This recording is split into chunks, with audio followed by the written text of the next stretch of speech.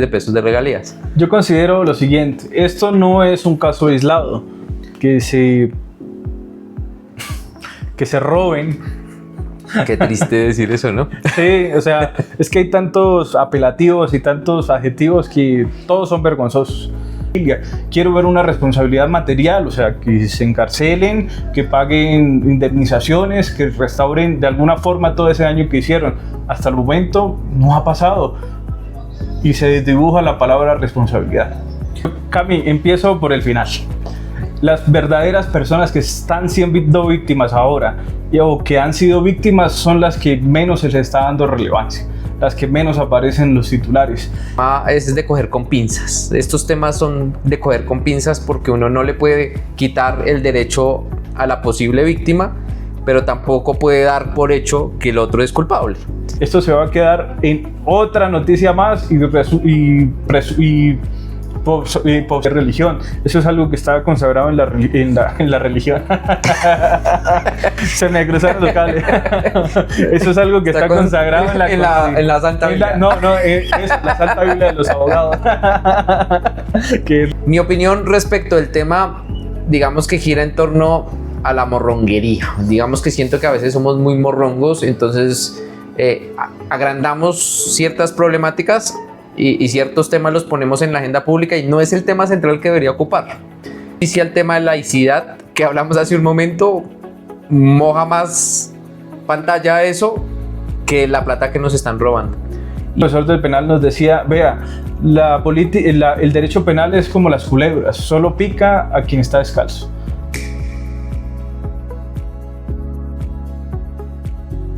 Hola a todas y todos los que nos acompañan, es muy grato para nosotros estar compartiendo con ustedes en la conversación pendiente.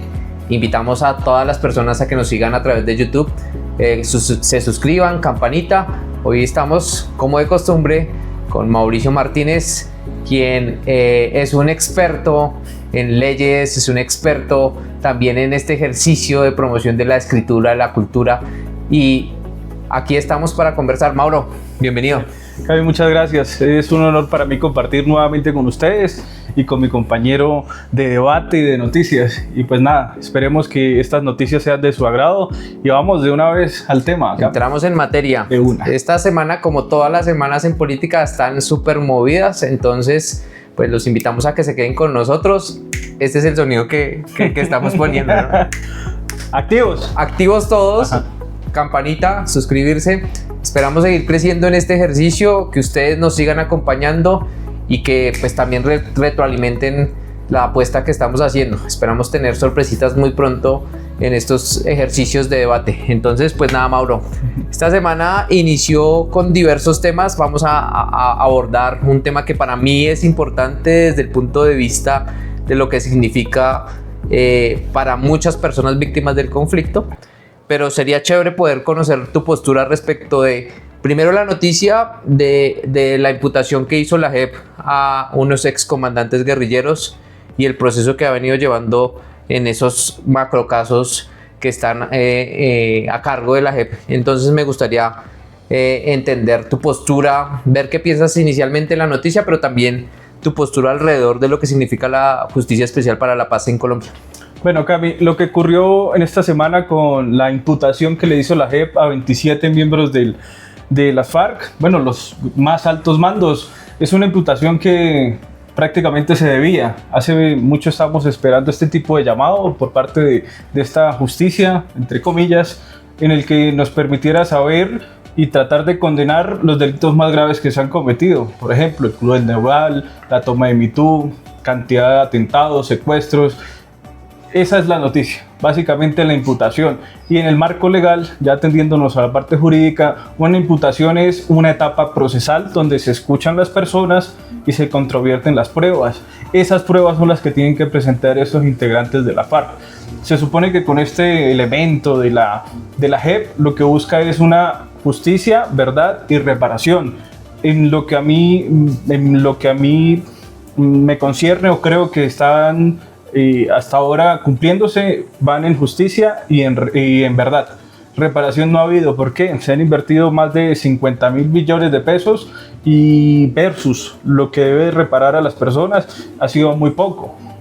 Este tipo de, y lo hablábamos detrás de cámaras, este tipo de ayudas que vienen de parte de otros estados hace parte de una sola etapa de lo que debería ser o lo que proyectaban en el momento que hubo el proceso de paz con esta guerrilla. No se ha cumplido. Entonces vemos la JEP por un lado tratando de adelantar procesos alternos a un sistema penal acusatorio que ya tenemos, pero a su vez tratando no solamente de implementar los acuerdos de paz en las regiones, en los presupuestos, la reinserción de las personas. Y claro, en su momento fue muy tentador, muy llamativo, pues por la cantidad de expectativas, pero ya han pasado 10 años. ¿Qué resultados se han tenido? Y esa es mi crítica sobre la función de la JEP. De verdad ha sido dentro del marco del proceso de paz con las FARC resultados efectivos, o se va a quedar así tratando de pañitos de agua tibia, tratando de acomodarlos a la realidad. Yo creo en lo personal que solo ha habido verdad. Han habido casos, entrevistas, audiencias donde se le hace un reconocimiento a las víctimas, pero de allí a que se repare todo el daño que hicieron, yo lo dudo mucho acá, lo dudo mucho. Mi perspectiva respecto de la JEP, digamos que la posiciono alrededor de lo que este país merece tener, y evidentemente yo siento que este país necesita verdades, porque nos acostumbramos y hay muchos casos de personas que hoy en la justicia ordinaria recibieron su condena, pero que sepamos de fondo qué es lo que pasó, no lo sabemos. Entonces para mí este componente resulta fundamental dentro del ejercicio de construcción de país, y por eso creo en la JEP. Evidentemente creer en una institución no quiere decir que tengamos que comernos lo malo que esté sucediendo y decir que todo funciona perfecto, y me parece muy pertinente tu postura, Mauro, desde el punto de vista crítico, porque uno debe hacer llamado a las instituciones para que funcionen como deberían funcionar. Y evidentemente con el proceso de paz y la creación de la JEP, pues hubo una institución esperanzadora para muchas personas, víctimas especialmente, y pues el llamado es a que esto se movilice mucho más rápido y que los casos que se están investigando pues funcionen mucho más rápido. Evidentemente, y en lo particular, cómo se estén dando los procesos internos y por qué son tan lentos es una pregunta que uno podría plantearse.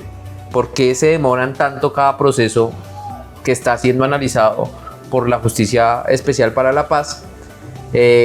Y cómo podríamos nosotros hacer que esto tenga un dinamismo distinto. Eso lo digo desde mi postura, en la que creo que la JEP le aporta muchísimo al país. Pero evidentemente bienvenida a las críticas, pero bienvenida a las críticas, creo yo, en clave de que las cosas mejoren. Y mejoren para la población víctima del conflicto, que evidentemente está esperando muchas respuestas. Pero además porque, y aquí retomo algo que dije hace un momento, Mauro, que me gustaría también conocer tu apreciación para concluir este tema, y es de que muchas veces es muy reparador para una persona en muchas situaciones saber cómo se dieron las cosas y cuál fue la situación, a simplemente saber que hay un culpable y ya. Pero digamos que esa lógica reparadora para las personas víctimas resulta fundamental, creo yo. Yo, digamos, para concluir, Cami, la JEP lo que tiene que buscar es una responsabilidad de los actores, no es más. De nada me sirve tener a personas que se reintegraron la vida civil, que fueron exguerrilleros. De nada me sirve tener a las personas que han sido víctimas de cualquier tipo de delito que hayan cometido estas personas. Y por otro lado, tener a los actores libres. La palabra que debe ser un centro concéntrico en todo esto es responsabilidad. ¿Qué tipo de actos cometieron y que sean efectivos? Que sean dentro del marco del proceso de paz algo que de verdad diga a las personas: este tipo de bloque, este tipo de frente, este tipo de criminales me hicieron este daño a mí y a mi comunidad o a mi familia. Quiero ver una responsabilidad material, o sea, que se encarcelen, que paguen indemnizaciones, que restauren de alguna forma todo ese daño que hicieron. Hasta el momento no ha pasado y se desdibuja la palabra responsabilidad. Listo, entonces un llamado a la JEP para que nos contribuya desde su ejercicio a seguir creyendo en la construcción de paz. Con responsabilidad. Con responsabilidad. Sí.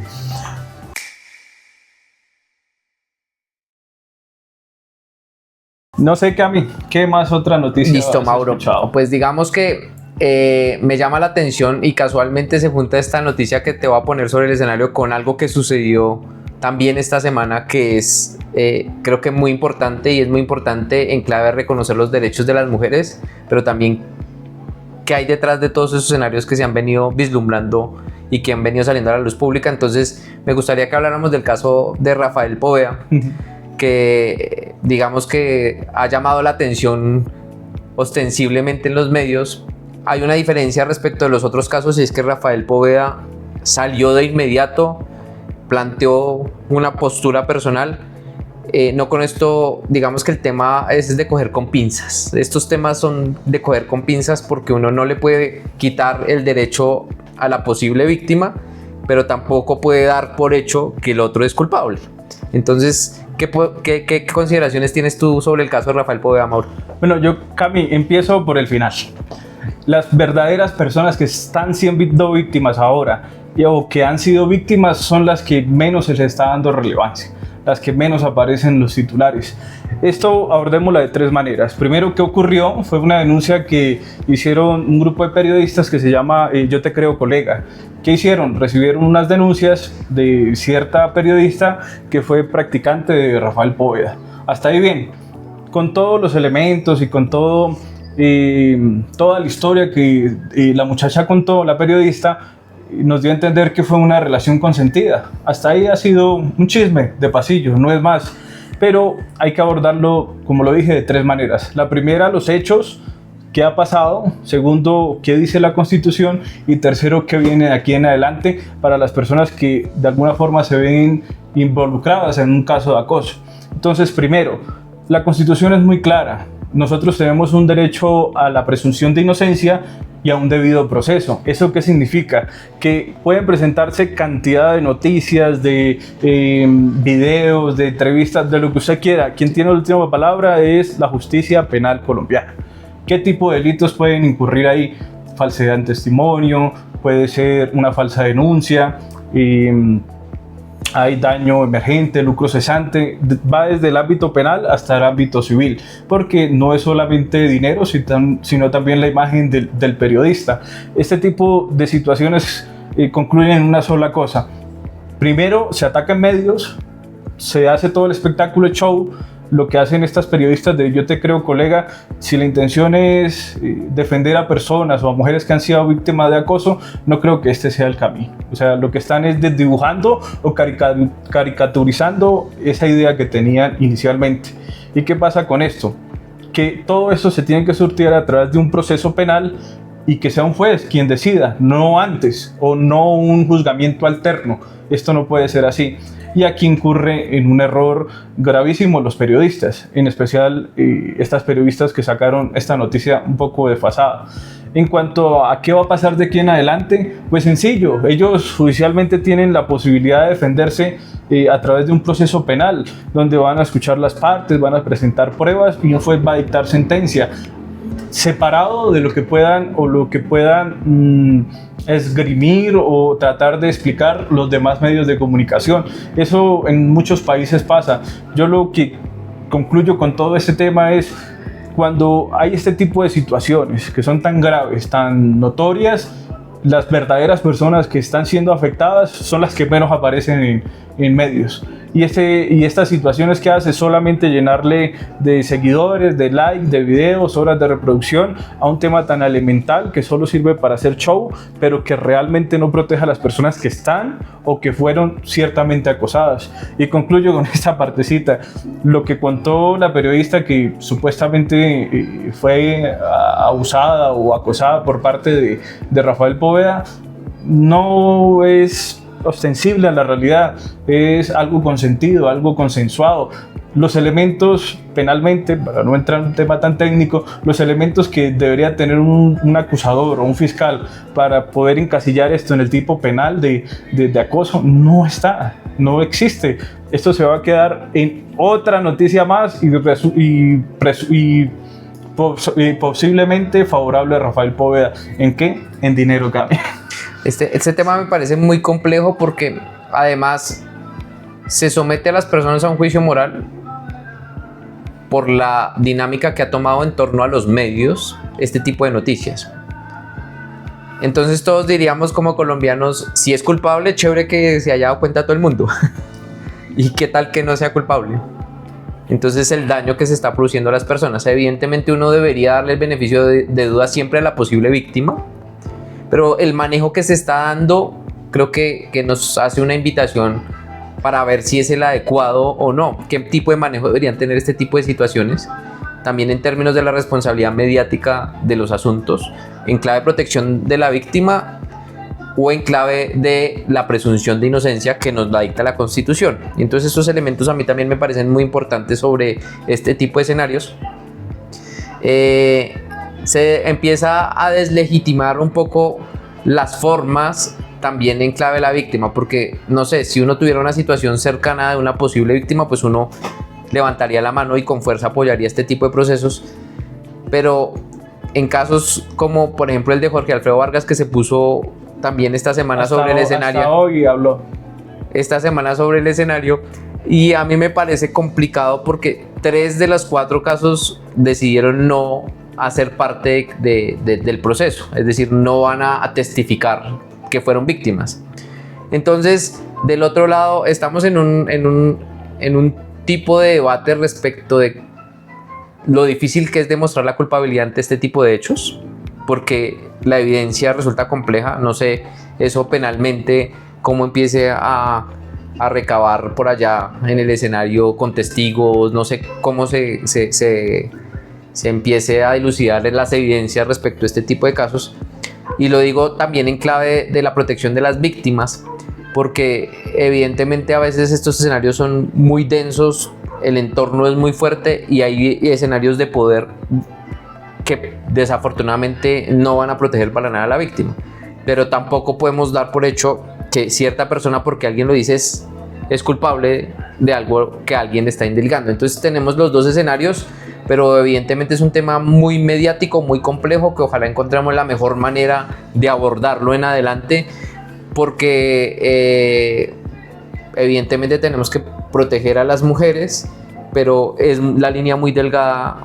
Y digamos que este reversazo de las 3 de las 4 víctimas que están en el caso de Jorge Alfredo Vargas, pues lo que hace es poner de frente un hecho que va en contra de las víctimas que hoy están sufriendo alrededor de este tipo de flagelos. Yo creo que podríamos resumir esta noticia en la siguiente pregunta: ¿cómo se debe manejar una denuncia pública cuando no hay una sentencia judicial? Podríamos partir de ahí, para que de aquí en adelante, cuando X persona quiera adelantar una denuncia, sepa que así como quiere defender sus derechos, también tiene que respetar los derechos de otros. Es una frase que en derecho se utiliza mucho, pero que de alguna forma marca el derrotero por donde debe ir el diálogo entre dos personas que tienen un problema. Creo que es eso. De acuerdo, yo solo señalaría un elemento adicional, y es cómo también en esas preguntas que estamos planteando damos garantías a las posibles víctimas del hecho. Es decir, le damos garantías a quien se está acusando para darle un manejo como debe ser, y qué garantías preventivas, porque tenemos que presumir que la persona que denuncia está diciendo la verdad, porque si no nos metemos en un escenario muy complejo, y es que creo que es que aquí el problema lo da el tema de mediático.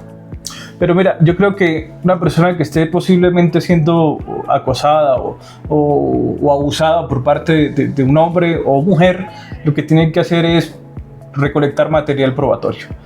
Trate de grabar, trate de guardar conversaciones, trate de exponerlo en lugares públicos, porque ese tipo de pruebas, medios de prueba, como lo llamamos en derecho, son los que son utilizados en un proceso penal. Así que un dato para ustedes: guarden la mayor cantidad de pruebas que puedan. Eso me parece chévere, y es un elemento importante para las víctimas hoy que no han denunciado seguramente, y las posibles víctimas, porque evidentemente tenemos que trabajar para evitar este tipo de casos. Mauro, tenemos un tema importantísimo. Desde aquí digo, ay Dios mío, porque este tema es religioso. Este tema que Dios nos coja confesados. Eso. Yo me confesé ayer nada más. Muy bien, Mauro.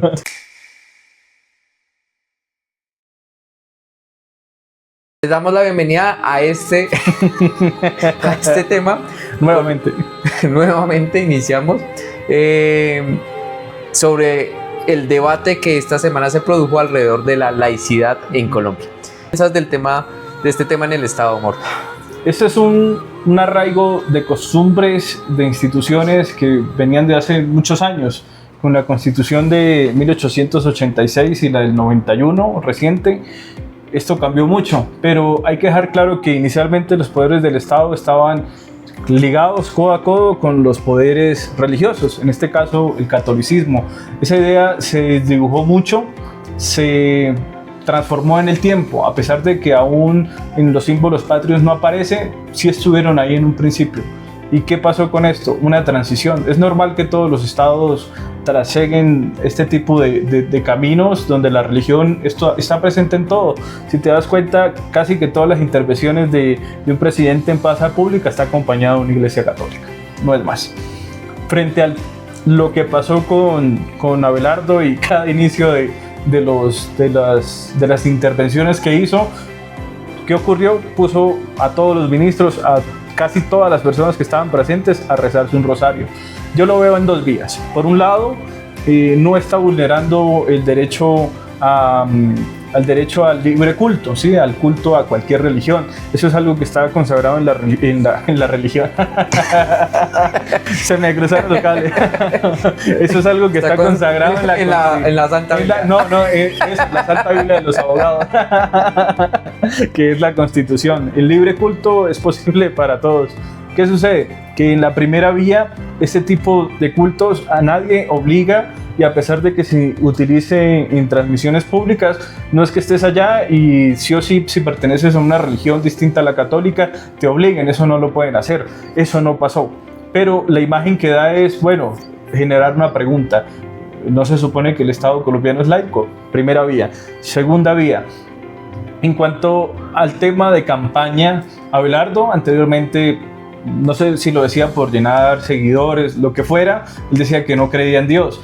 Cambió o vino el Espíritu Santo, sí.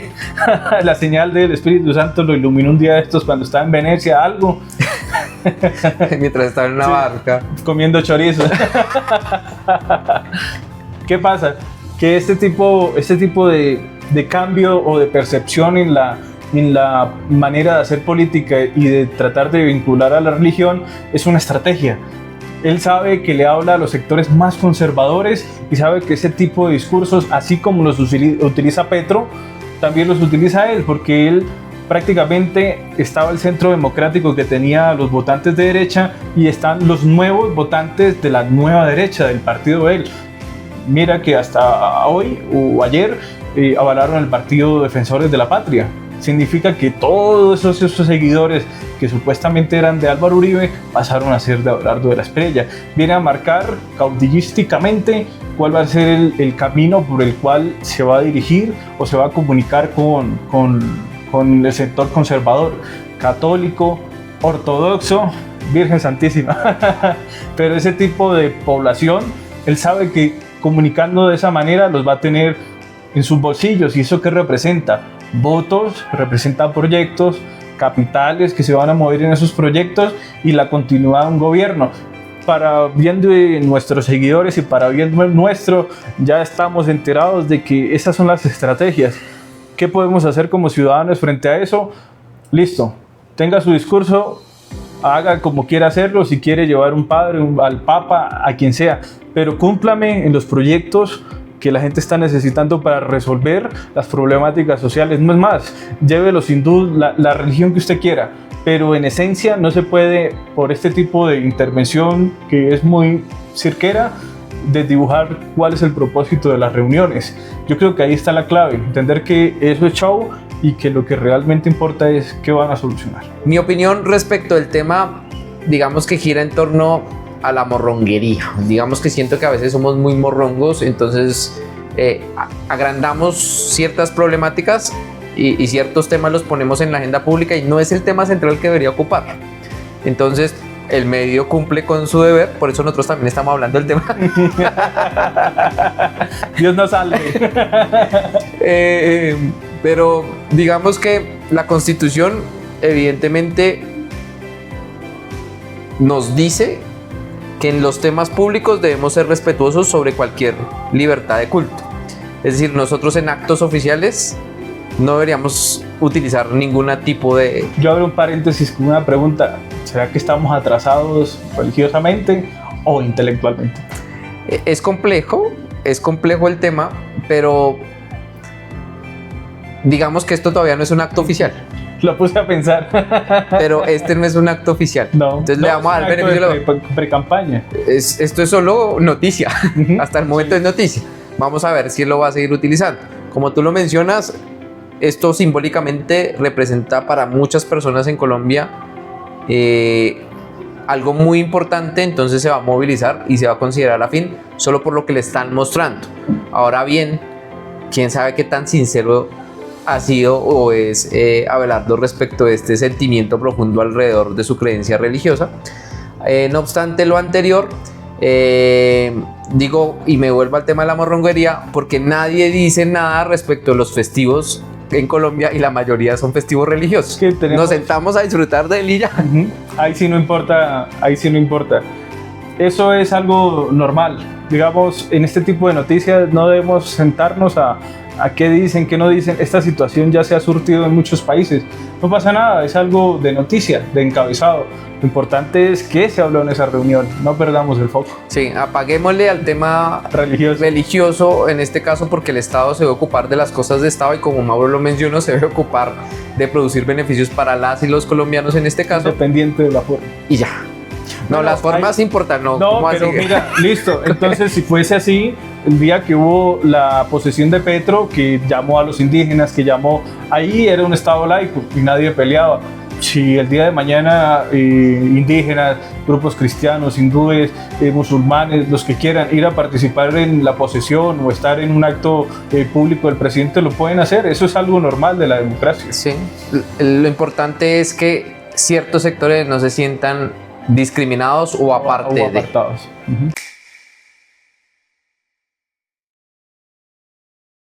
Se robaron, me pregunto yo, ¿cómo se van presuntamente?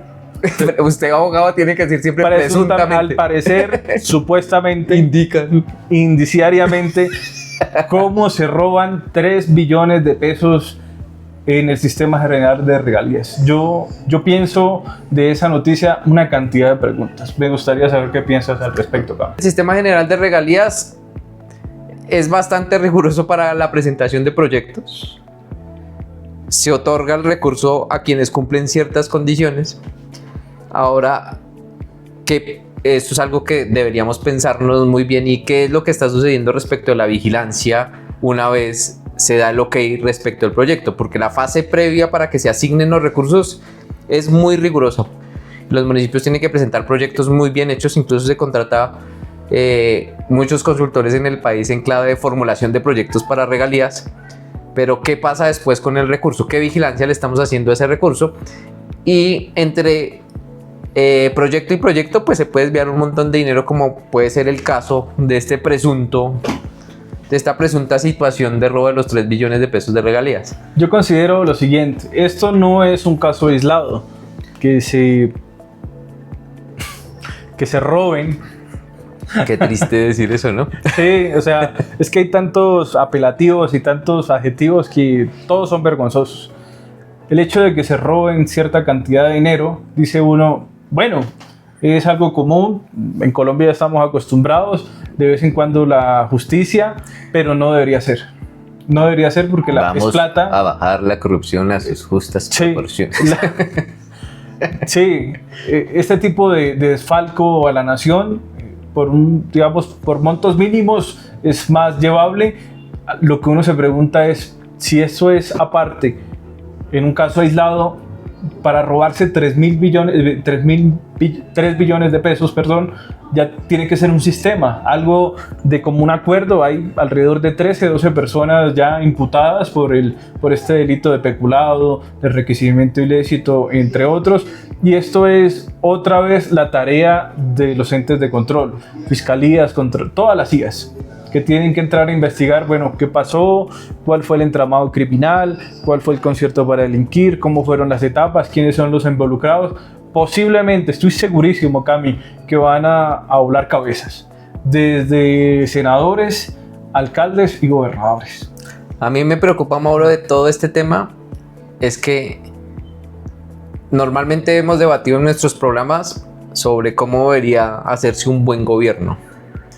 Y con posturas de izquierda, con posturas de derecha, pero esto simplemente evidencia que hay un entramado en la institucionalidad bastante complejo que va a dificultar el quehacer y el avance de nosotros como país, porque si esos entramados que seguramente funcionan hace un montón de tiempo, solo que hasta ahora presuntamente nos dimos cuenta, entonces ¿qué país es viable si tenemos una fuga gigante de recursos en múltiples sectores y lados? No nos podemos acostumbrar a que seamos un país corrupto y que si roban poquito está bien.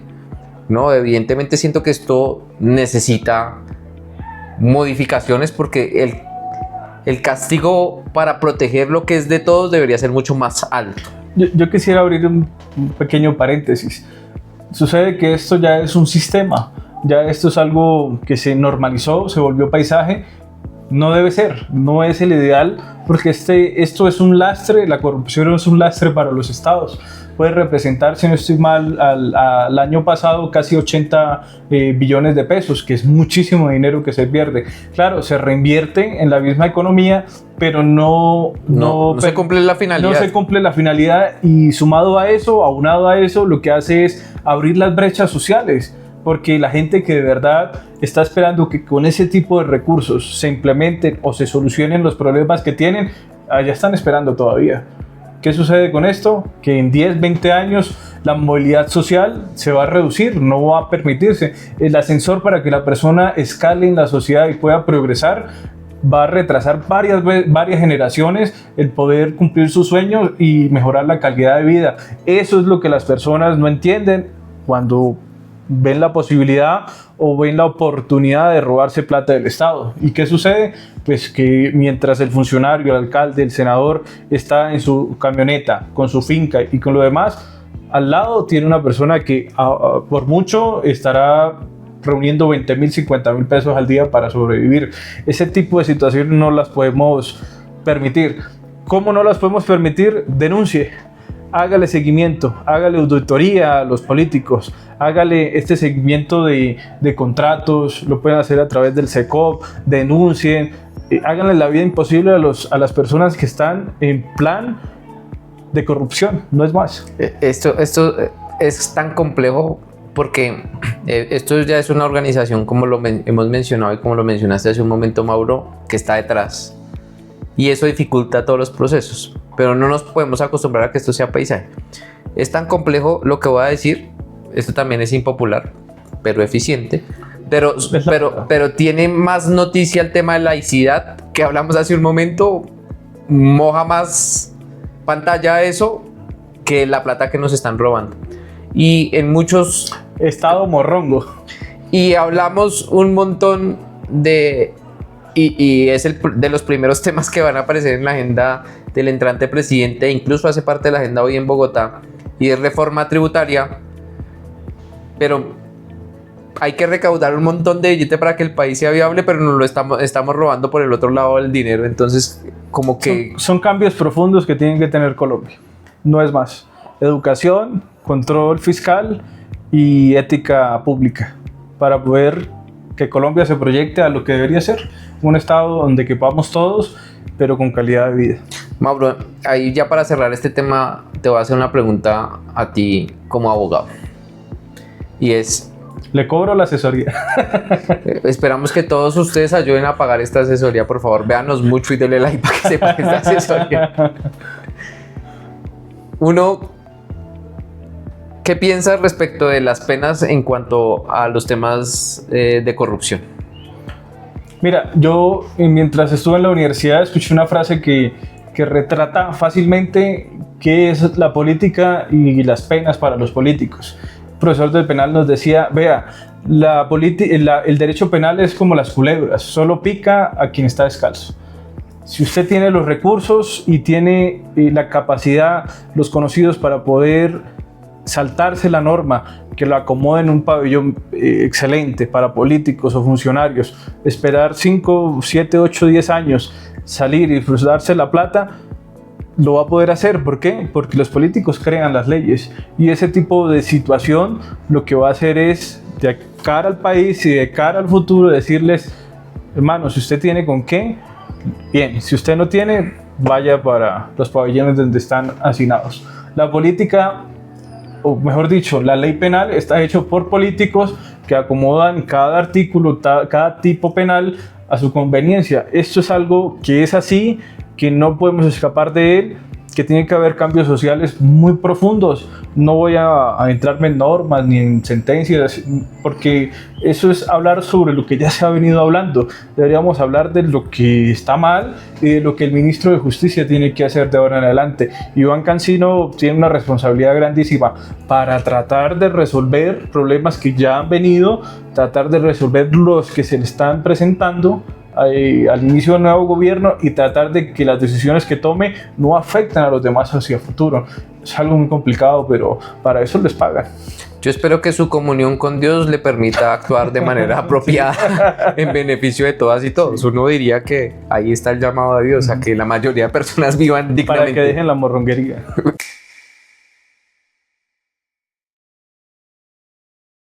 Okay. ¿Sabe qué no está creciendo, Cami? ¿Qué no crece, Mauro? La economía del país. Porque el Banco de la República decidió mantener la tasa de interés en el 12%. ¿Esto qué repercute? ¿Y qué ocurre con esta noticia? El banco dijo: aquí está el 12%, aquí se va a mantener. Es una tasa muy alta. Para ejemplo de todos nuestros seguidores, es como si usted estuviera en su casa y encareciera todo: préstamos, luz, servicios de agua, servicios de gas. Lo que hace es disminuir el acceso a ese tipo de servicios. Con estas medidas lo que hace es buscar que se reduzca la inflación. ¿Por qué? Porque este tipo de inflación nos va a perjudicar de aquí a 10 años si no lo hacen. Esa es la visión del Banco de la República. Sumado a eso, lo que hizo fue también comprar dólares para de alguna forma tratar de ayudar a la economía del país. No tengo la cifra exacta de cuántos dólares compró, pero esto de cara a lo que viene en este cuatrenio es una decisión estratégica. Recordemos que el Banco de la República lo que hace es una tarea independiente al gobierno y a los demás entes, un trabajo silencioso pero muy técnico. Tan técnico es como la vida misma, que no entendemos nada de eso, pero nos afecta en todo momento y a cualquier hora, Cami. ¿Tú qué piensas de eso? Lo primero que le voy a preguntar, Mauro, es: ¿usted me recomienda que utilice mi tarjeta de crédito Codensa? No, depende. No, pero yo me quería comprar un televisor. Pero si ya tiene una acá, ¿para qué? No, pero usted sabe que uno quiere un televisor ahí y otro en la cocina. O esto de bastante volumen para que suene. Yo no lo recomiendo. No soy experto en economía, pero es obvio. Si están las tasas de interés altas y entramos a un nuevo gobierno donde al parecer tiene mucha inversión, espere un momento, espere que se sienten las bases tributarias, que se sienten las bases de la política económica, y que fijen cuánto va a ser el presupuesto anual de la nación. A partir de ese pronóstico, de ese mapa ya claro, puede decir: listo, vamos a invertir. Pero lo vemos en escalas. Está el consumidor común como nosotros, está el dueño de empresa y está el que trabaja con los mercados. Son tipos de decisiones para distintos tipos de actores. Sí, te planteaba esta pregunta, Mauro, porque evidentemente la recomendación a la mayoría de personas de nuestro país es: no accedan a crédito porque las tasas son muy altas. A cualquier cosa que implique endeudarse, pues las tasas van a estar por las nubes. Esto implica que usted va a pagar más. Si no es necesario, no lo hagan. Si entonces, no es imperativo, manéjalo con cuidado, porque una deuda que no se puede transformar en estos 2-3 años, lo pueden endeudar miserablemente 10 años. Bueno, para todas las personas que nos han acompañado hasta el final, mil gracias. Nos vemos en otro capítulo más para una conversación pendiente. Seguimos en una conversación pendiente. Adiós. Gracias, Mauro.